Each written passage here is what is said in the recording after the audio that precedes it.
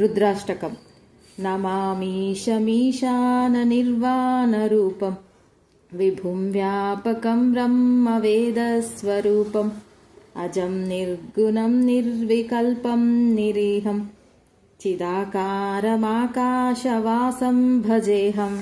नमामीशमीशाननिर्वाणरूपं विभुं व्यापकं ब्रह्मवेदस्वरूपम् अजं निर्गुणं निर्विकल्पं निरीहं चिदाकारमाकाशवासं भजेऽहम्।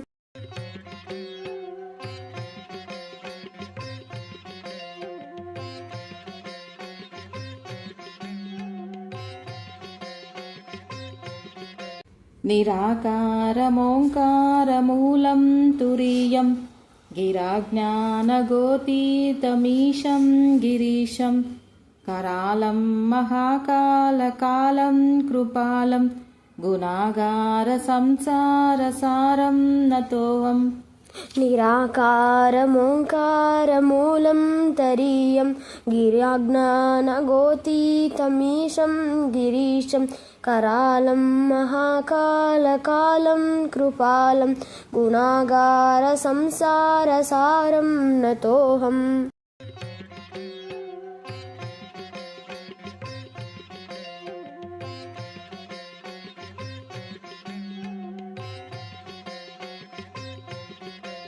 तुषाराद्रिसङ्काशगौरं गभीरं मनोभूतकोटिप्रभाषीशरीरं स्फुरन्मौलिकल्लोलिनी चारुगङ्गा लसत्फालबालेन्दुकण्ठे भुजङ्गा। तुषाराद्रिसङ्काशगौरं गभीरं मनोभूतकोटिप्रभाश्रीशरीरं स्वरन्मौलिकल्लोलिनी चारुगङ्गा लसत्फालबालेन्दुकण्ठे भुजङ्गा।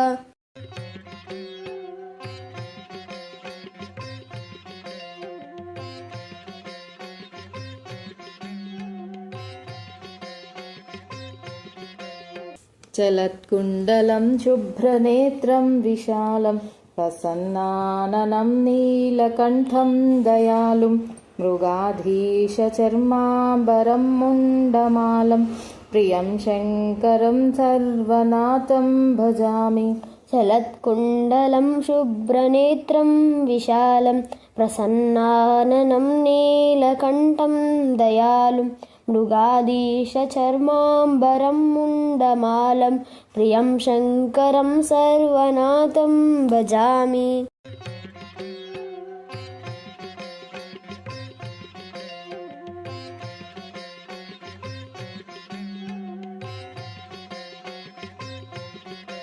प्रचण्डं प्रकृष्टं प्रगल्भं परेशम् अखण्डं भजे भानुकोटिप्रकाशं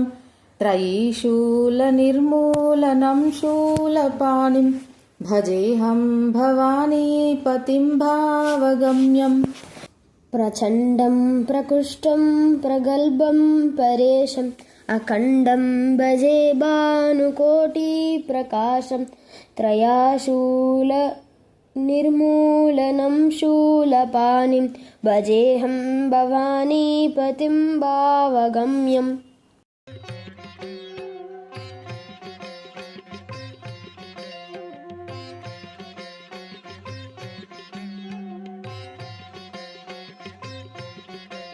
कलातीतकल्याणकल्पान्तकारी सदा सज्जनानन्ददाता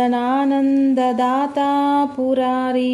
चिदानन्दसन्दोहमोहापहारी प्रसीद प्रसीद प्रभो मन्मदारी। कलातीतकल्याणकल्पान्तकारी सदा सज्जनानन्ददाता पुरारी चिदानन्दसन्दोहमोहपहारी प्रसीद प्रसीद प्रभो मन्मदारी।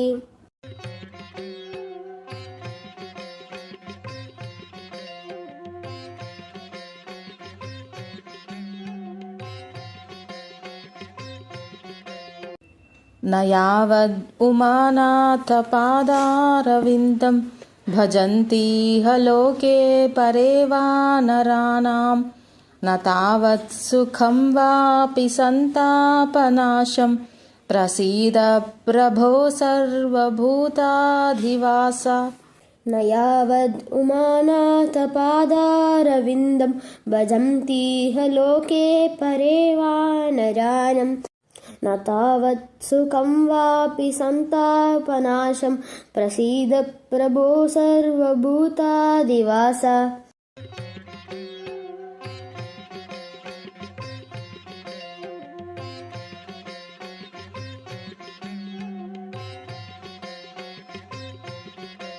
न जानामि योगं जपं नैव पूजां न तोऽहं सदा सर्वदा देव तुभ्यं जराजन्मदुःखौ घतातप्यमानं प्रभो पाहि शापान्नमामीश शम्भो न जानामि योगं जपं नैव पूजां न तोऽहं सदा सर्वदा देव तुभ्यं जराजन्मदुःखौ गतातप्यमानं प्रभो पाहि शापान्नमीशान शम्भो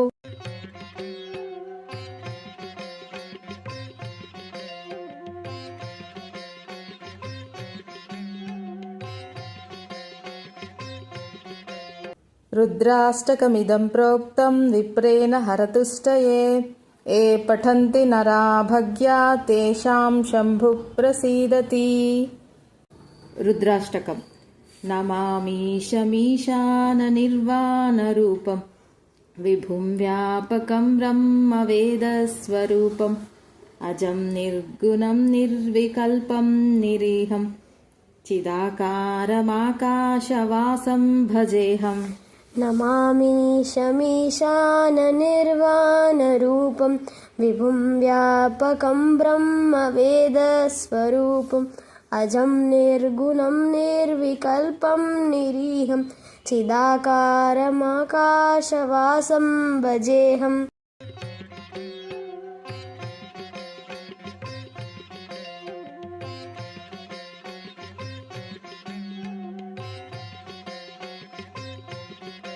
निराकारमोङ्कारमूलं तुरीयं गिराज्ञानगोतीतमीशं गिरीशं करालं महाकालकालं कृपालं गुणागारसंसारसारं नतोऽहम् निराकारमोङ्कारमूलं तरीयं गिराज्ञानगोतीतमीशं गिरीशं करालं महाकालकालं कृपालं गुणागारसंसारसारं नतोऽहम्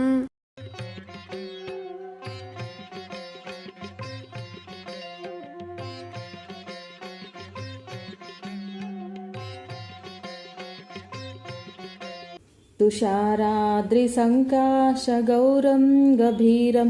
मनोभूतकोटिप्रभाषी शरीरं स्फुरन्मौलिकल्लोलिनी चारुगङ्गा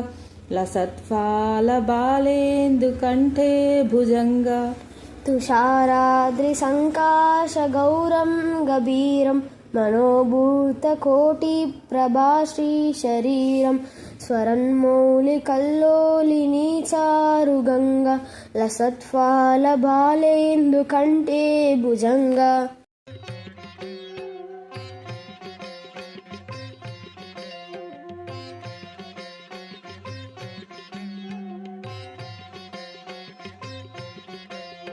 चलत्कुण्डलं शुभ्रनेत्रं विशालं प्रसन्नाननं नीलकण्ठं दयालुं मृगाधीशचर्माम्बरं मुण्डमालं प्रियं शङ्करं सर्वनाथं भजामि चलत्कुण्डलं शुभ्रनेत्रं विशालं प्रसन्नाननं नीलकण्ठं दयालुं मृगाधीशचर्माम्बरं मुण्डमालं प्रियं शङ्करं सर्वनाथं भजामि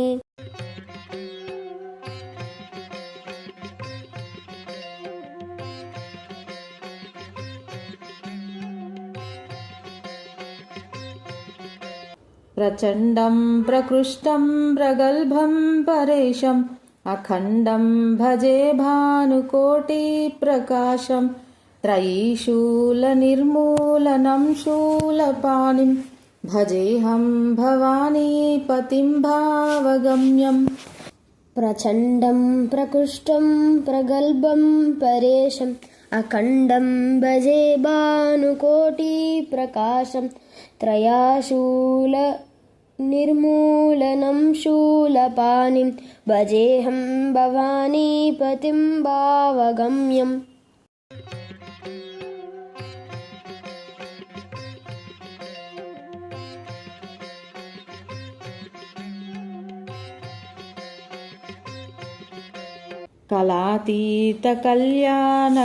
कलातीतकल्याणकल्पान्तकारी सदा सज्जनानन्ददाता पुरारी चिदानन्दसन्दोहमोहापहारी प्रसीद प्रसीद प्रभो मन्मदारी कलातीतकल्याणकल्पान्तकारी सदा सज्जनानन्ददाता पुरारी सदानन्दसन्दोहमोहपहारी प्रसीद प्रसीद प्रभो मन्मदारी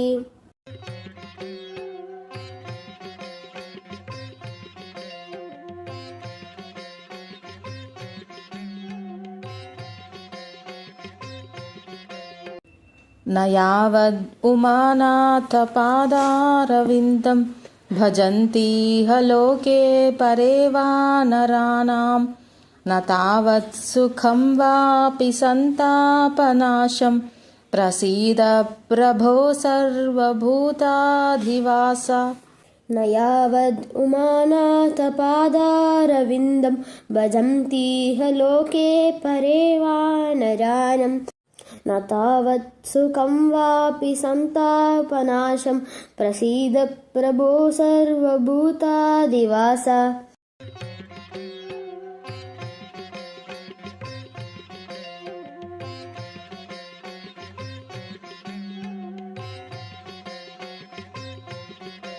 न जानामि योगं जपं नैव पूजां नतोऽहं सदा सर्वदा देव तुभ्यं जराजन्मदुःखौघतातप्यमानं प्रभो पाहि शापान्नमामीश शम्भो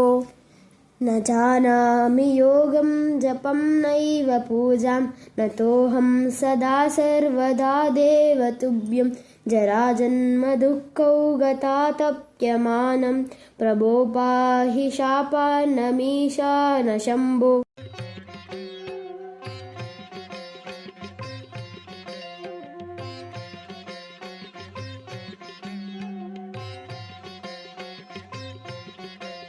रुद्राष्टकमिदं प्रोक्तं विप्रेण हरतुष्टये ये पठन्ति नरा भग्या तेषां शम्भुः प्रसीदति रुद्राष्टकं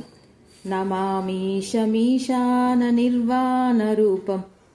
विभुं व्यापकं ब्रह्मवेदस्वरूपम् अजं निर्गुणं निर्विकल्पं निरीहं चिदाकारमाकाशवासं भजेऽहम् नमामि शमीशाननिर्वाणरूपं विभुं व्यापकं ब्रह्मवेदस्वरूपम् अजं निर्गुणं निर्विकल्पं निरीहं चिदाकारमाकाशवासं भजेऽहम्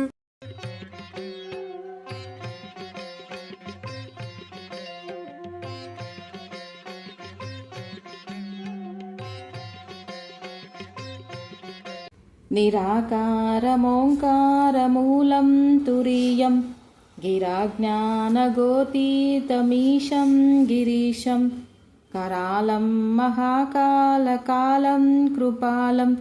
गुणागारसंसारसारं नतोऽहम् निराकारमोङ्कारमूलं तरीयं गिराज्ञानगोतीतमीशं गिरीशं करालं महाकालकालं कृपालं गुणागारसंसारसारं नतोऽहम्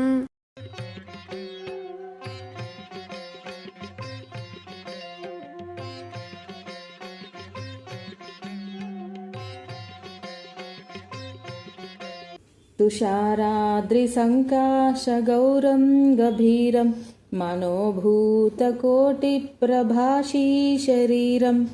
स्फुरन्मौलिकल्लोलिनी चारुगङ्गा लसत्फालबालेन्दुकण्ठे भुजङ्गा तुषाराद्रिसङ्काशगौरं गभीरं मनोभूतकोटिप्रभाश्रीशरीरं स्वरन्मौलिकल्लोलिनी चारुगङ्गा लसत्फालबालेन्दुकण्ठे भुजङ्गा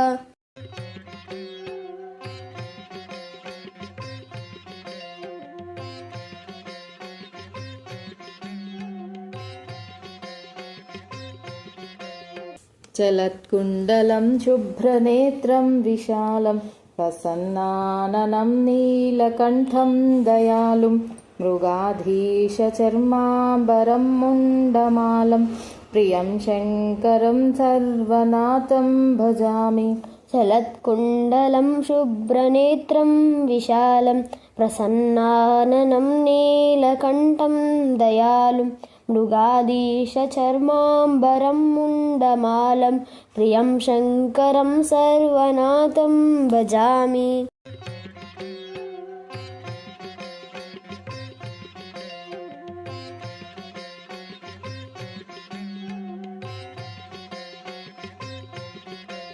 प्रचण्डं प्रकृष्टं प्रगल्भं परेशम्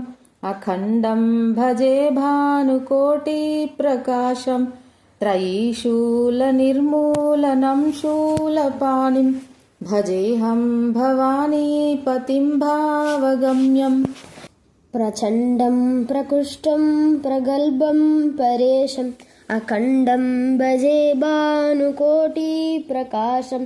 त्रयाशूलनिर्मूलनं शूलपाणिं भजेऽहं भवानीपतिं भावगम्यम्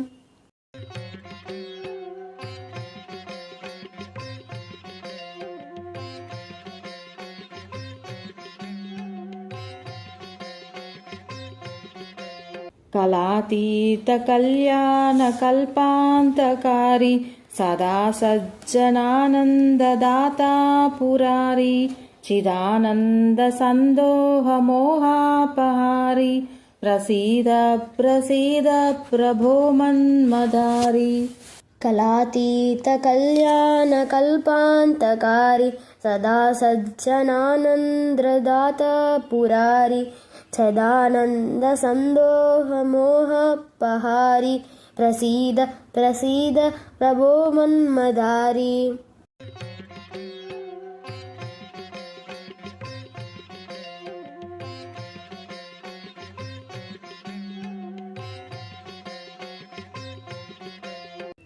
न यावद् उमानाथपादारविन्दं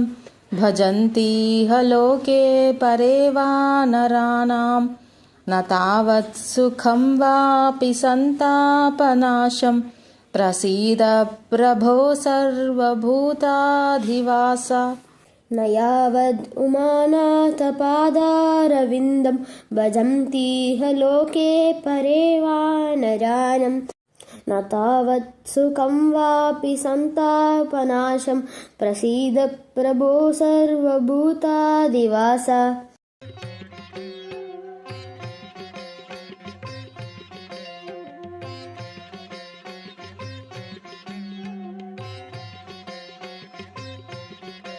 न जानामि योगं जपं नैव पूजां न तोऽहं सदा सर्वदा देव तुभ्यं जराजन्मदुःखौ घतातप्यमानं प्रभो पाहि शापान्नमामीश शम्भो न जानामि योगं जपं नैव पूजां न तोऽहं सदा सर्वदा देव तुभ्यं जराजन्मदुःखौ गतातप्यमानं प्रभो पाहि शापान्नमीशान शम्भो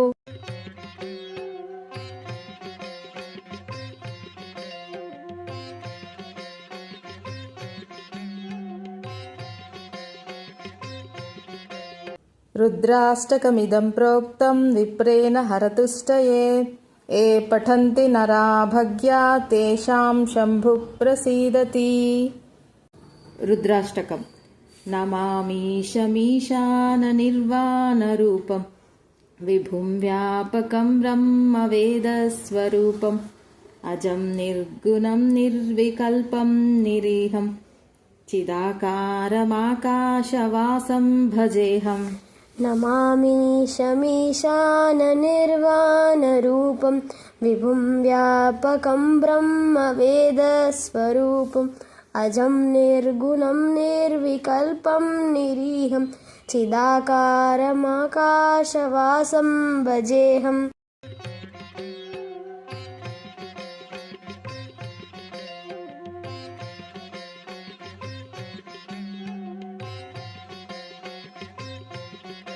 निराकारमोङ्कारमूलं तुरीयं गिराज्ञानगोतीतमीशं गिरीशं करालं महाकालकालं कृपालं गुणागारसंसारसारं नतोऽहम्। निराकारमोङ्कारमूलं तरीयं गिराज्ञानगोतीतमीशं गिरीशं करालं महाकालकालं कृपालं गुणागारसंसारसारं नतोऽहम्।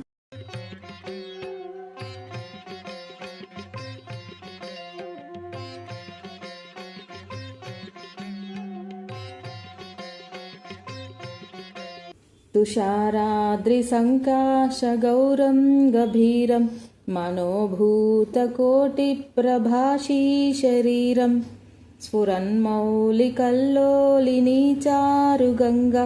लसत्फालबालेन्दुकण्ठे भुजङ्गा। तुषाराद्रिसङ्काशगौरं गभीरं मनोभूतकोटिप्रभाश्रीशरीरं स्वरन्मौलिकल्लोलिनी चारुगङ्गा लसत्फालबालेन्दुकण्ठे भुजङ्गा।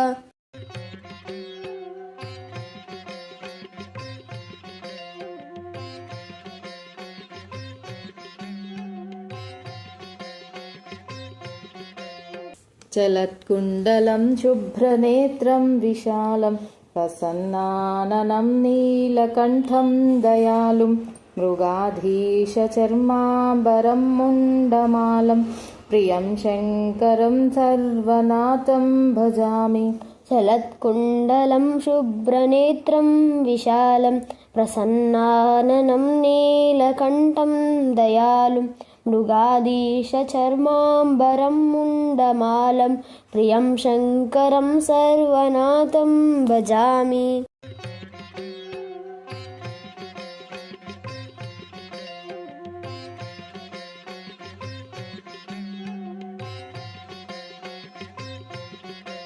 प्रचण्डं प्रकृष्टं प्रगल्भं परेशम् अखण्डं भजे भानुकोटिप्रकाशं त्रयीशूलनिर्मूलनं शूलपाणिं भजेऽहं भवानीपतिं भावगम्यम्। प्रचण्डं प्रकृष्टं प्रगल्भं परेशम् अखण्डं भजे भानुकोटिप्रकाशं त्रयाशूलनिर्मूलनं शूलपाणिं भजेऽहं भवानीपतिं भावगम्यम्।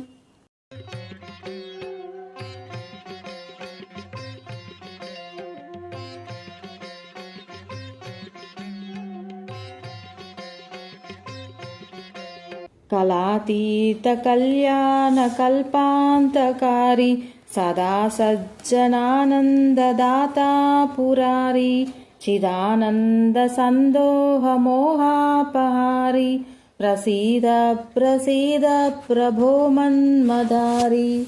कलातीतकल्याणकल्पान्तकारी सदा सज्जनानन्ददाता पुरारी सदानन्दसन्दोहमोहपहारी प्रसीद प्रसीद प्रभो मन्मदारी।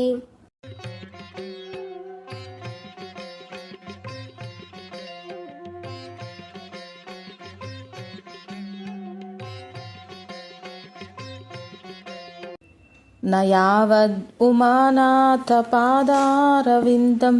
भजन्तीह लोके परे वा नराणां न तावत् सुखं वापि सन्तापनाशं प्रसीद प्रभो सर्वभूताधिवास न यावद् उमानाथपादारविन्दं भजन्तीह लोके परे वा नरानं न तावत् सुखं वापि सन्तापनाशं प्रसीद प्रभो सर्वभूताधिवास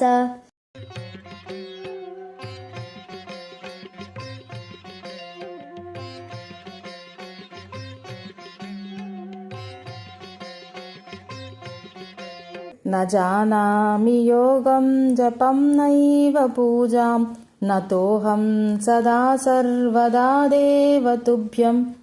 जराजन्मदुःखौ गतातप्यमानं प्रभो पाहि शापान्नमामीश शम्भो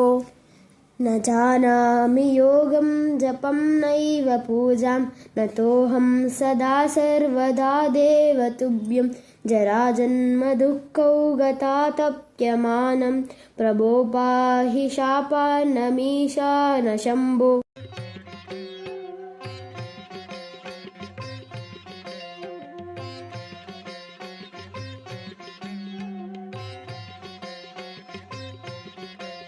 रुद्राष्टकमिदं प्रोक्तं विप्रेण हरतुष्टये ये पठन्ति नरा भग्या तेषां शम्भुः प्रसीदति रुद्राष्टकम् नमामीशमीशाननिर्वाणरूपं विभुं व्यापकं ब्रह्मवेदस्वरूपम् अजं निर्गुणं निर्विकल्पं निरीहं चिदाकारमाकाशवासं भजेऽहम् नमामीशमीशाननिर्वाणरूपं विभुं व्यापकं ब्रह्मवेदस्वरूपम् अजं निर्गुणं निर्विकल्पं निरीहं चिदाकारमाकाशवासं भजेऽहम्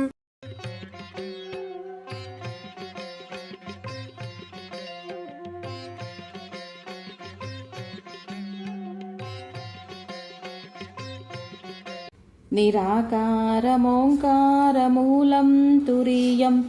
गिराज्ञानगोतीतमीशं गिरीशं करालं महाकालकालं कृपालं गुणागारसंसारसारं नतोऽहम्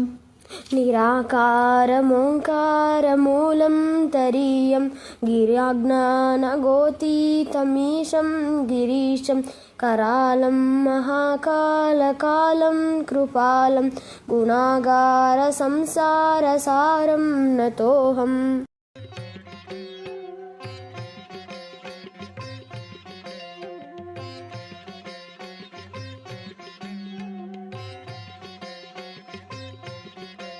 तुषाराद्रिसङ्काशगौरं गभीरं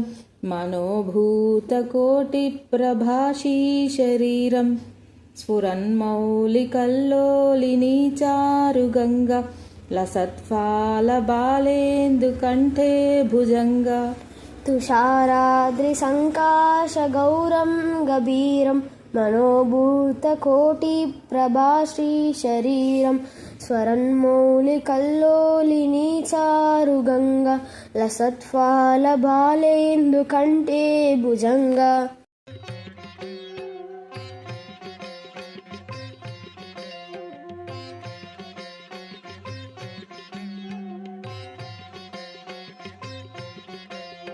चलत्कुण्डलं शुभ्रनेत्रं विशालं प्रसन्नाननं नीलकण्ठं दयालुं मृगाधीशचर्माम्बरं मुण्डमालं प्रियं शङ्करं सर्वनाथं भजामि चलत्कुण्डलं शुभ्रनेत्रं विशालं प्रसन्नाननं नीलकण्ठं दयालुं मृगाधीशचर्माम्बरं मुण्डमालं प्रियं शङ्करं सर्वनाथं भजामि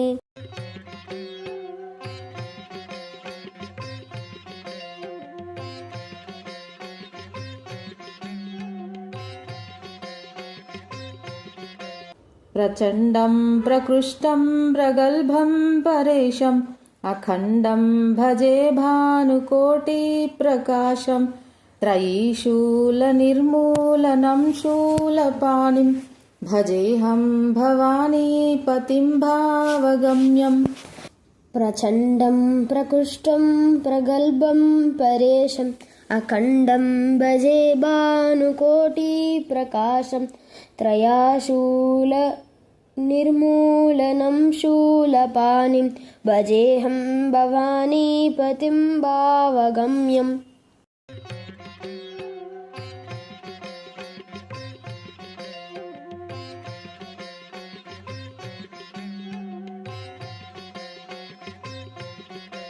कलातीतकल्याणकल्पान्तकारी सदा सज्जनानन्ददाता पुरारी चिदानन्दसन्दोहमोहापहारी प्रसीद प्रसीद प्रभो मन्मदारी कलातीतकल्याणकल्पान्तकारी सदा सज्जनानन्ददाता पुरारी सदानन्दसन्दोहमोहपहारी प्रसीद प्रसीद प्रभो मन्मदारी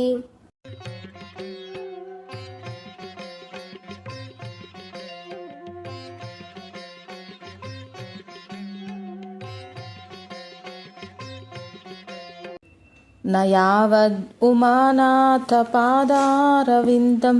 भजन्तीह लोके परे वानराणां न तावत् सुखं वापि सन्तापनाशं प्रसीद प्रभो सर्वभूताधिवास न यावद् उमानाथपादारविन्दं भजन्तीह लोके परे वानराणां न तावत् सुखं वापि सन्तापनाशं प्रसीद प्रभो सर्वभूताधिवास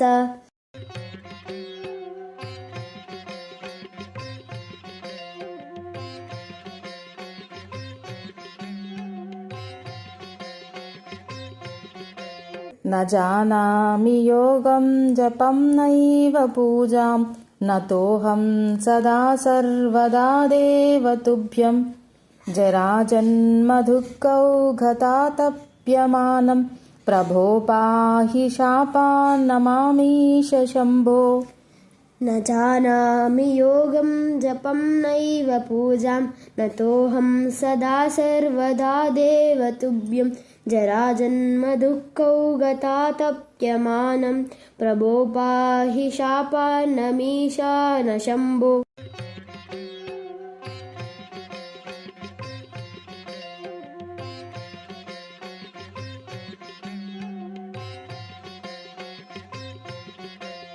रुद्राष्टकमिदं प्रोक्तं विप्रेण हरतुष्टये ये पठन्ति नरा भग्या तेषां शम्भुः प्रसीदति रुद्राष्टकं नमामीशमीशाननिर्वाणरूपं विभुं व्यापकं ब्रह्मवेदस्वरूपम् अजं निर्गुणं निर्विकल्पं निरीहं चिदाकारमाकाशवासं भजेऽहम् नमामीशमीशाननिर्वाणरूपं विभुं व्यापकं ब्रह्मवेदस्वरूपम् अजं निर्गुणं निर्विकल्पं निरीहं चिदाकारमाकाशवासं भजेऽहम्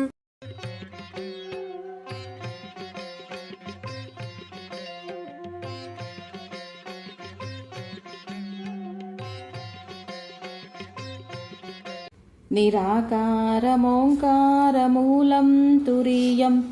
गिराज्ञानगोतीतमीशं गिरीशं करालं महाकालकालं कृपालं गुणागारसंसारसारं नतोऽहम् निराकारमोङ्कारमूलं तरीयं गिराज्ञानगोतीतमीशं गिरीशं करालं महाकालकालं कृपालं गुणागारसंसारसारं नतोऽहम्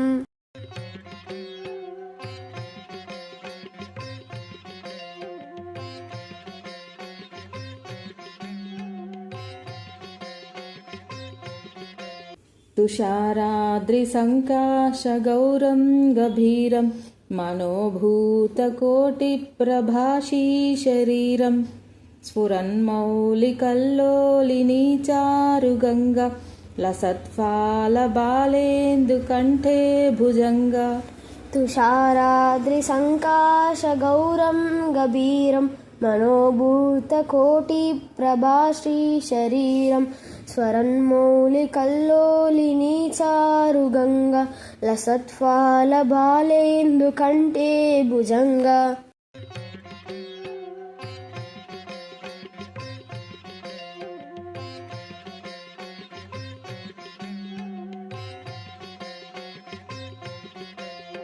चलत्कुण्डलं शुभ्रनेत्रं विशालं प्रसन्नाननं नीलकण्ठं दयालुं मृगाधीशचर्माम्बरं मुण्डमालं प्रियं शङ्करं सर्वनाथं भजामि चलत्कुण्डलं शुभ्रनेत्रं विशालं प्रसन्नाननं नीलकण्ठं दयालुं मृगाधीशचर्माम्बरं मुण्डमालं प्रियं शङ्करं सर्वनाथं भजामि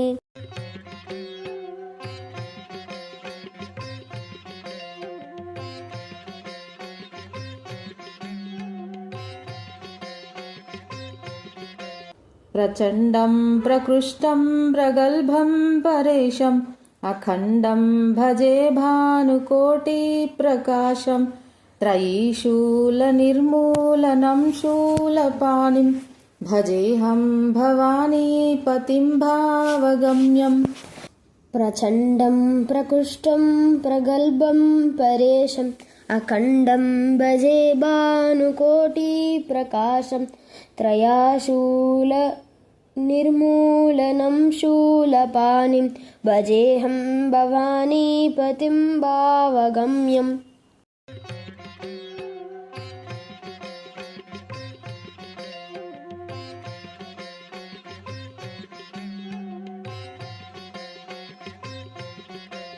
कलातीतकल्याणकल्पान्तकारी सदा सज्जनानन्ददाता पुरारी चिदानन्दसन्दोहमोहापहारी प्रसीद प्रसीद प्रभो मन्मदारी कलातीतकल्याणकल्पान्तकारी सदा सज्जनानन्ददाता पुरारी सदानन्दसन्दोहमोहपहारी प्रसीद प्रसीद प्रभो मन्मदारी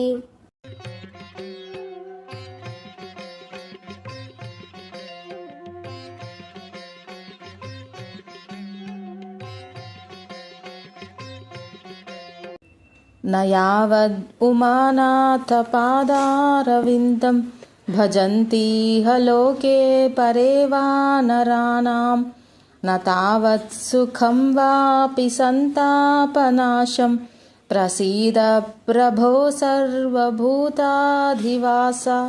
न यावद् उमानाथपादारविन्दं भजन्तीह लोके परे वा नराणां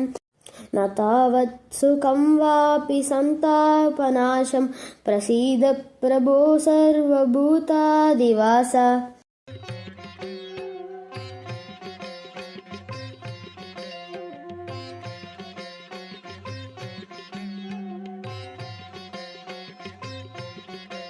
न जानामि योगं जपं नैव पूजां न तोऽहं सदा सर्वदा देव तुभ्यं जराजन्मदुःखौ गतातप्यमानं प्रभो पाहि शापान्नमामीश शम्भो न जानामि योगं जपं नैव पूजां न तोऽहं सदा सर्वदा देव तुभ्यं जराजन्मदुःखौ गतातप्यमानं प्रभो पाहि शापान्नमीशान शम्भो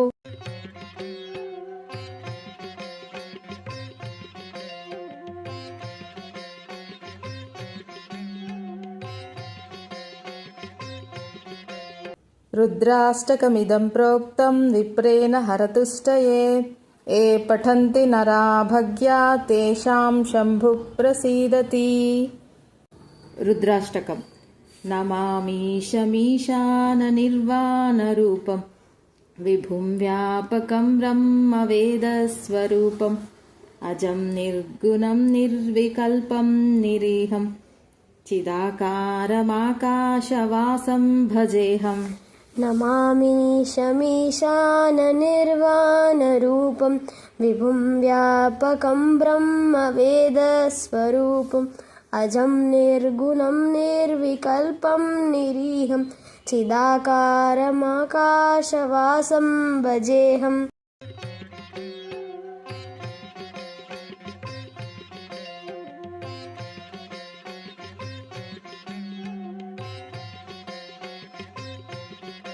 निराकारमोङ्कारमूलं तुरीयं गिराज्ञानगोतीतमीशं गिरीशं करालं महाकालकालं कृपालं गुणागारसंसारसारं नतोऽहम्।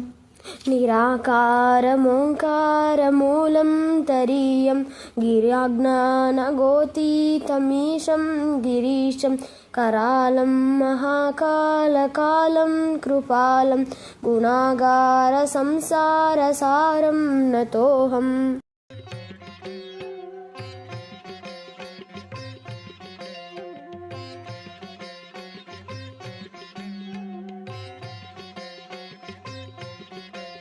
तुषाराद्रिसङ्काशगौरं गभीरं मनोभूतकोटिप्रभाषीशरीरं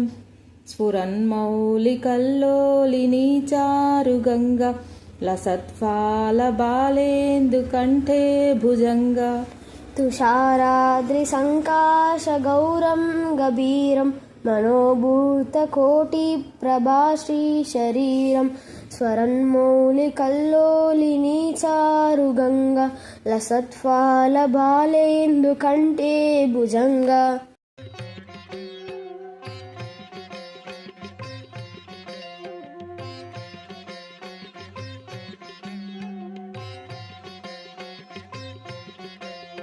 चलत्कुण्डलं शुभ्रनेत्रं विशालं प्रसन्नाननं नीलकण्ठं दयालुं मृगाधीशचर्माम्बरं मुण्डमालं प्रियं शङ्करं सर्वनाथं भजामि। चलत्कुण्डलं शुभ्रनेत्रं विशालं प्रसन्नाननं नीलकण्ठं दयालुं मृगाधीशचर्माम्बरं मुण्डमालं प्रियं शङ्करं सर्वनाथं भजामि।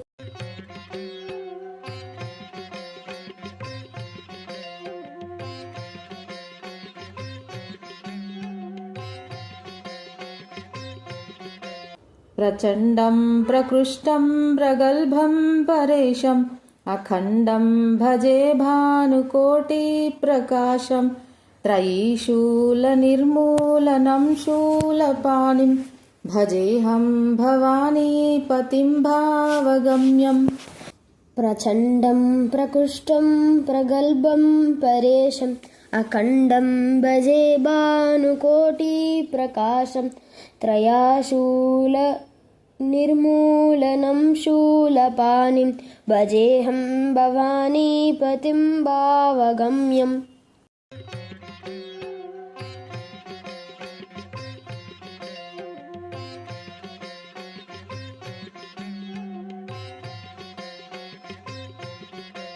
कलातीतकल्याणकल्पान्तकारी सदा सज्जनानन्ददाता पुरारी चिदानन्दसन्दोहमोहापहारी प्रसीद प्रसीद प्रभो मन्मदारी।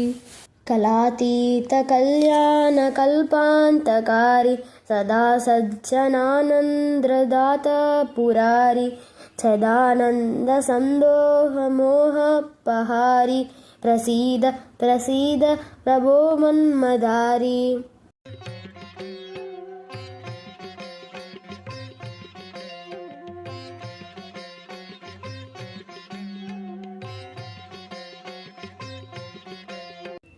न यावद् उमानाथपादारविन्दं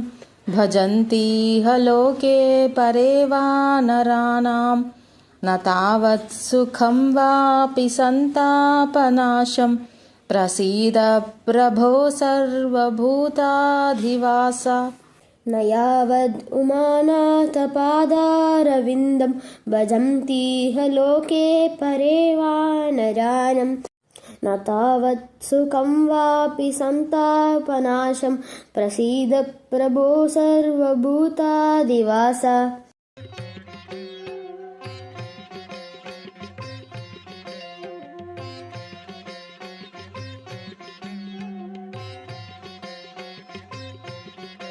न जानामि योगं जपं नैव पूजां नतोऽहं सदा सर्वदा देव तुभ्यं जराजन्मदुःखौघतातप्यमानं प्रभो पाहि शापान्नमामीश शम्भो न जानामि योगं जपं नैव पूजां नतोऽहं सदा सर्वदा देव तुभ्यं जराजन्मदुःखौघतातप्यमानं प्रभो पाहि शापान्नमीशान शम्भो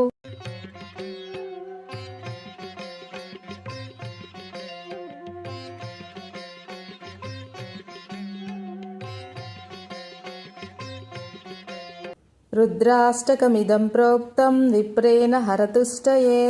ये पठन्ति नरा भग्या तेषां शम्भुः प्रसीदति रुद्राष्टकं नमामीशमीशाननिर्वाणरूपं विभुं व्यापकं ब्रह्मवेदस्वरूपम् अजं निर्गुणं निर्विकल्पं निरीहं चिदाकारमाकाशवासं भजेऽहम् नमामि शमीशाननिर्वाणरूपं विभुं व्यापकं ब्रह्मवेदस्वरूपम् अजं निर्गुणं निर्विकल्पं निरीहं चिदाकारमाकाशवासं भजेऽहम्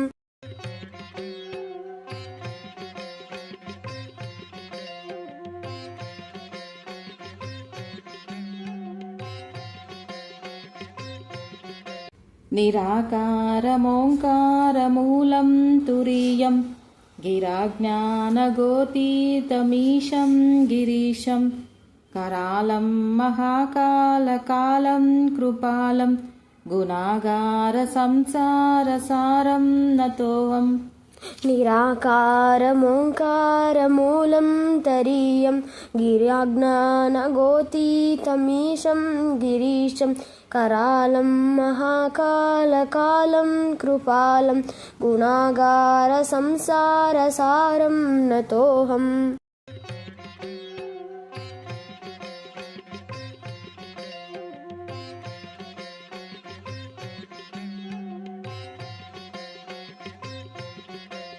तुषाराद्रिसङ्काशगौरं गभीरं मनोभूतकोटिप्रभाषीशरीरं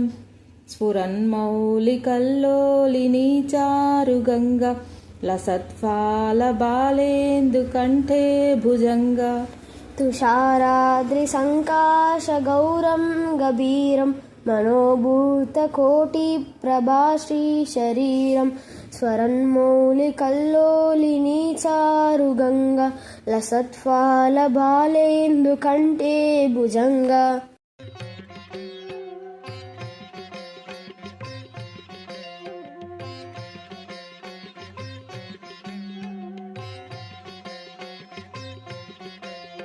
चलत्कुण्डलं शुभ्रनेत्रं विशालं प्रसन्नाननं नीलकण्ठं दयालुं मृगाधीशचर्माम्बरं मुण्डमालं प्रियं शङ्करं सर्वनाथं भजामि चलत्कुण्डलं शुभ्रनेत्रं विशालं प्रसन्नाननं नीलकण्ठं दयालुं मृगाधीशचर्माम्बरं मुण्डमालं प्रियं शङ्करं सर्वनाथं भजामि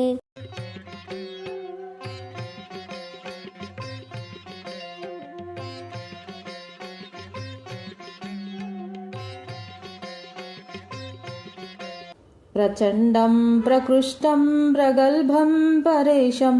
अखण्डं भजे भानुकोटिप्रकाशं त्रयीशूलनिर्मूलनं शूलपाणिं भजेऽहं भवानीपतिं भावगम्यम् प्रचण्डं प्रकृष्टं प्रगल्भं परेशम् अखण्डं भजे भानुकोटिप्रकाशं त्रयाशूलनिर्मूलनं शूलपाणिं भजेऽहं भवानीपतिं भावगम्यम्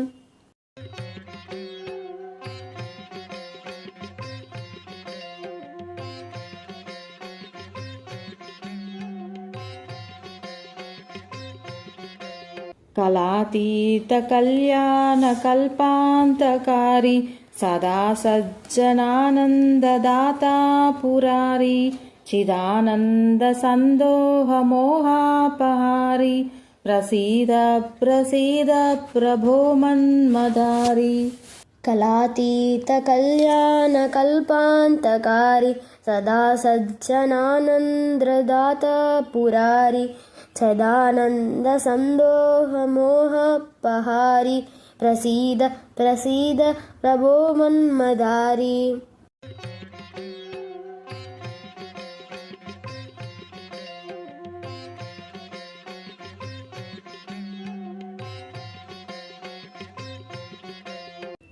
न यावद् उमानाथपादारविन्दं भजन्तीह लोके परे वा नराणां न तावत् सुखं वापि सन्तापनाशं प्रसीद प्रभो सर्वभूताधिवास न यावद् उमानाथपादारविन्दं भजन्तीह लोके परे वा नराणां न तावत् सुखं वापि सन्तापनाशं प्रसीद प्रभो सर्वभूताधिवास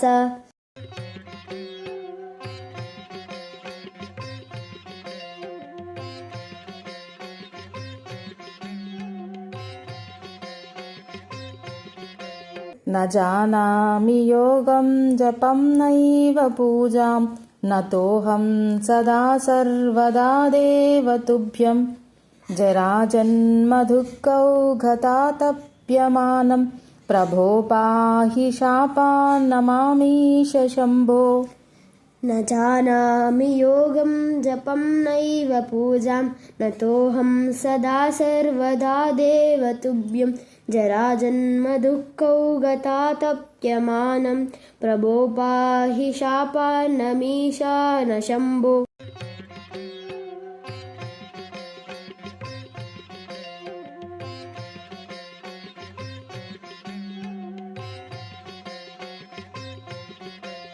रुद्राष्टकमिदं प्रोक्तं विप्रेण हरतुष्टये ये पठन्ति नरा भग्या तेषां शम्भुः प्रसीदति रुद्राष्टकम् नमामीशमीशाननिर्वाणरूपं विभुं व्यापकं ब्रह्मवेदस्वरूपम् अजं निर्गुणं निर्विकल्पं निरीहं चिदाकारमाकाशवासं भजेऽहम् नमामीशमीशाननिर्वाणरूपं विभुं व्यापकं ब्रह्मवेदस्वरूपम् अजं निर्गुणं निर्विकल्पं निरीहं चिदाकारमाकाशवासं भजेऽहम्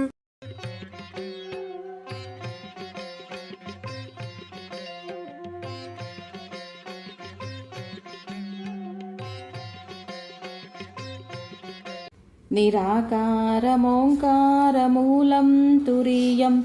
गिराज्ञानगोतीतमीशं गिरीशं करालं महाकालकालं कृपालं गुणागारसंसारसारं नतोऽहम् निराकारमोङ्कारमूलं तरीयं गिराज्ञानगोतीतमीशं गिरीशं करालं महाकालकालं कृपालं गुणागारसंसारसारं नतोऽहम्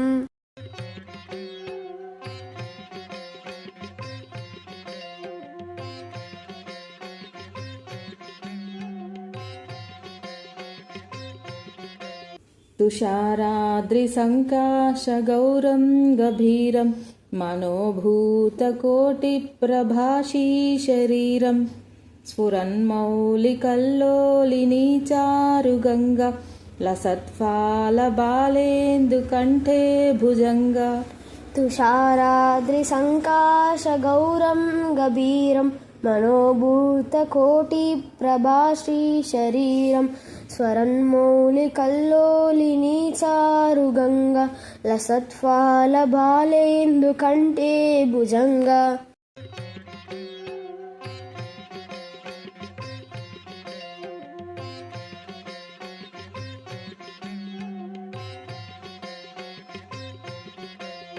चलत्कुण्डलं शुभ्रनेत्रं विशालं प्रसन्नाननं नीलकण्ठं दयालुं मृगाधीशचर्माम्बरं मुण्डमालं प्रियं शङ्करं सर्वनाथं भजामि चलत्कुण्डलं शुभ्रनेत्रं विशालं प्रसन्नाननं नीलकण्ठं दयालुं मृगाधीशचर्माम्बरं मुण्डमालं प्रियं शङ्करं सर्वनाथं भजामि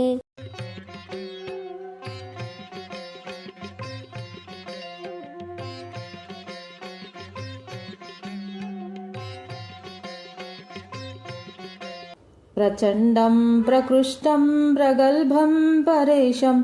अखण्डं भजे भानुकोटिप्रकाशं त्रयीशूलनिर्मूलनं शूलपाणिं भजेऽहं भवानीपतिं भावगम्यम् प्रचण्डं प्रकृष्टं प्रगल्भं परेशम् अखण्डं भजे भानुकोटिप्रकाशं त्रयाशूलनिर्मूलनं शूलपाणिं भजेऽहं भवानीपतिं भावगम्यम्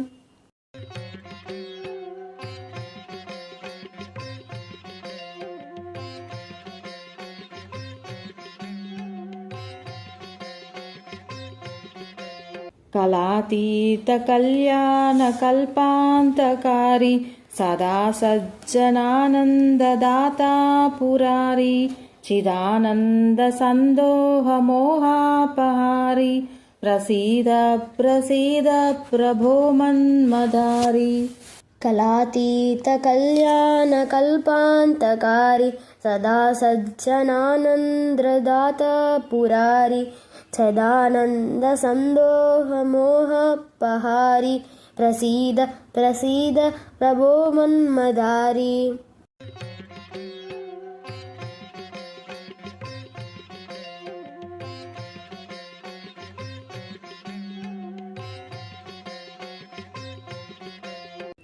न यावद् उमानाथपादारविन्दं भजन्तीह लोके परे वानराणां न तावत् सुखं वापि सन्तापनाशं प्रसीद प्रभो सर्वभूताधिवास न यावद् उमानाथपादारविन्दं भजन्तीह लोके परे वानराणां न तावत् सुखं वापि सन्तापनाशं प्रसीद प्रभो सर्वभूताधिवास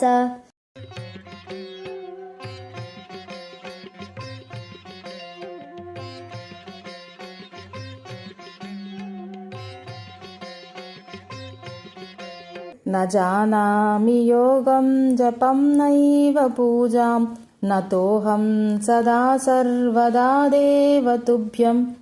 जराजन्मदुःखौघतातप्यमानं प्रभो पाहि शापान्नमामीश शम्भो न जानामि योगं जपं नैव पूजां नतोऽहं सदा सर्वदा देव तुभ्यं जराजन्मदुःखौघतातप्यमानं प्रभो पाहि शापान्नमीशान शम्भो